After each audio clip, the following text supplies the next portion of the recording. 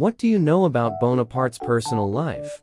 What happened to his family after his exile?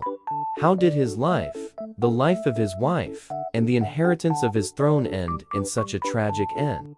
How did Hitler bring Napoleon and his son together after 126 years?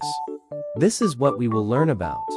Napoleon Bonaparte. Despite Napoleon Bonaparte's military strength, his love life was full of romantic stories between him and his wife, Josephine de Beauharnais, who later became the Empress after her marriage to Napoleon. But their happiness did not last long, as Napoleon and Josephine divorced due to their inability to produce a legitimate heir. Even though Josephine had children from her previous husband, Eugene and Hortense, who played important roles in Napoleon's life and subsequent history. Napoleon also had many illegitimate children, such as Charles Leon, Daniel, and Alexander Colonna, Levski, and others.